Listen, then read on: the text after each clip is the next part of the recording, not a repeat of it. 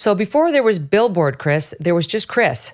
And so explain that evolution and how, you got to be the guy who I first saw on Twitter, X, with the sandwich board in front of you and in back of you, roaming around Canadian parks with messages like the ones you're delivering today, truths like the ones you're delivering today. The one for the listening audience we're looking at here is children cannot consent to puberty blockers. Yes, so unbelievably, I wasn't always a human billboard. I used to have a normal life. I was a financial advisor most of my adult life. So I've taken the traditional career arc from investment advisor to crazy sandwich board guy standing out on the street. But the first thing I did was put up actual billboards. This was where the nickname first came from. I followed the lead of this fantastic woman in the UK named Kelly J. Keane. Love She's known as Posey her. Parker. Yes. Yes. So she did something very controversial. She put up this sign at the Edinburgh train station that said, "I love J.K. Rowling. I heart J.K. Rowling." And some people on Twitter complained that it was hateful because, of course, J.K. has spoken up for women's rights and she's also spoken out against this child abuse. And she's a lifelong feminist, a leftist, by the way. So this isn't really a left versus right issue on the street. It only is at the political level. But that sign only lasted a day because some people on Twitter complained. And I got tired of our freedom of speech coming under attack. I'm a dad of 2 girls. The only thing that matters to me is the life I live for them. I've had all my young, fun years. When you become a parent, your primary job becomes taking care of your kids and leaving a better world for them. And I'm not going to look back at my life in 40 years and say I knew all about this child abuse and I did nothing about it. I'm not going to send my girls into a world that doesn't even know what a woman is. So everyone was afraid to talk about this. And now you can't even put up a sign saying I love J.K. Rowling. I rejected that. So I put up that big billboard you just showed in Vancouver, Canada. It also lasted one day. It got paint bombed overnight. And then a Vancouver politician named Sarah Kirby-Young said it was hate speech. She pressured the sign company and they took it down. I was ready for that. Just to pause, expressing your love for an extremely well-known public figure is hate. That's the world we're in now. Just saying I love her is hateful. But the world's greatest children's author. And I happened to be reading the Harry Potter books with my little one at night every night back then. But it got taken down. I was ready for that. I leveraged all the outrage online into a quick little fundraising campaign. And a week later, I had the same billboard up in San Francisco, and then Portland, Los Angeles, all throughout Utah, all throughout the metro in Washington, D.C., and then Times Square. So that was my September of 2020. I ran out of money. No sign companies in Canada would work with me. And I had this vision to start conversations. I knew that if we started enough conversations about this, that once people learned what was going on, we would put a stop to it, as we are doing. And I'll get to that in a minute. But here I am, the end of September 2020, saying, what can I do? Well, if they won't let me put a sign up, I'll become a sign. So I had some signs made. I wear them because it's just easier than holding them. And I started going outside. And I always say good things happen when you go outside. And I have conversations. I don't approach anybody. I don't have a bullhorn or anything like that. People just come up to me. They'll ask what are puberty blockers, and I have a conversation. And I wasn't filming them or anything to start with. And I was happy because I was reaching parents. And I knew that in the future, they'd be able to protect their kids from this harmful ideology. And I was living a purpose-driven life. But then I started recording these conversations, posting them online. It helps to educate people about this subject. And I just knew if I kept going and I took all the abuse and the attacks and all those things that happen, I've had my arm broken. I've been assaulted 40 times. I've been arrested by the police twice after getting assaulted. All sorts of crazy things happen when you go outside. But mostly great things happen. And all sorts of amazing people have come into my life. I've made great friends with Moms for Liberty. I'm now working with Turning Point. And so for all the college kids watching this, I would love you to invite me to your campus. I'm working with Turning Point. Let's come and reach these kids because that's where this ideology is really being taught. That's where it's hitting a fever pitch. And that's where we need to change the conversation.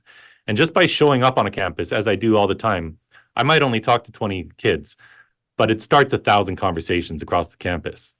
And that's how we end this, by getting the truth out there. But I just keep going outside. I knew this would inspire other people to take action. And I frequently quote this speech these days by Javier Milei, the new president of Argentina, where he said he's not here to guide sheep. He's here to awaken lions. And that's the same thing I'm trying to do, because I know for every 1,000 people I talk to, a few of them are going to get activated. They're going to take action. And things like this new law firm in Texas are going to start up. We have 4 dads who started a law firm. They have 17 children between them. They all left their previous law firms and started one just to sue for these detransitioners. And they're even suing the American Academy of Pediatrics now. So I'm super optimistic. I always have been, because we have the people on our side. It just takes time to reach enough of them. But we're going to put a stop to this child abuse way quicker than most people think. Oh my God, I loved everything you said. I agree with all your friends. I like your selections. I love Kelly J. Keane. She, among others, but she is definitely one of the principals who awakened this lion to this fight. And Turning Point is amazing. Moms for Liberty, amazing. Javier, he's been spectacular. I didn't hear that quote, but I love it.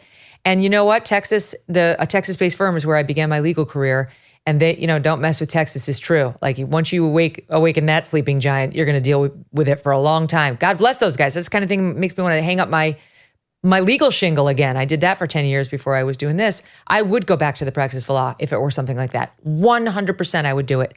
I'm so inspired to hear that. So if you wind up on the wrong side of somebody's gender ideology cult behavior, what's the name of this firm? How do you get in touch with them? How do you get help? So it's Campbell Miller Payne, and the fourth member of the law firm is a former Super Bowl champion with the Pittsburgh Steelers as well. These are just four great guys. Campbell Miller Payne, you can DM me on Twitter, you can email me through my website, and I'll help to connect you with them. I think they have about 10 lawsuits currently going.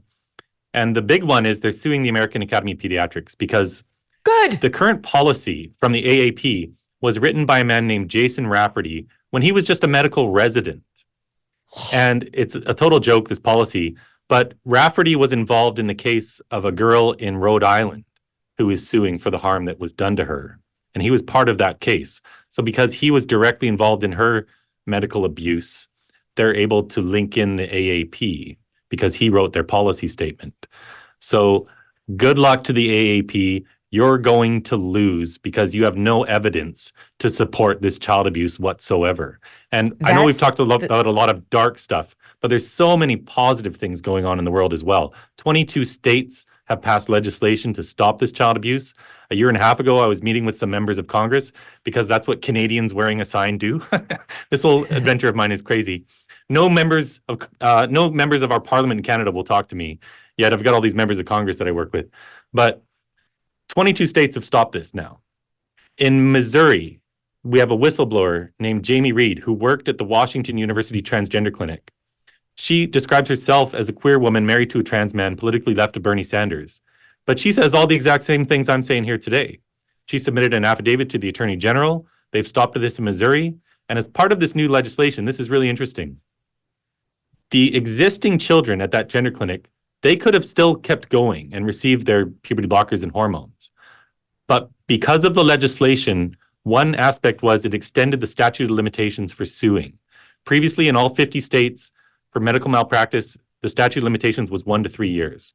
But that's been extended now past 20 years. So because of the legal liability, the lawyers for the gender clinic said, nuh-uh, too much liability, we're shutting it all down.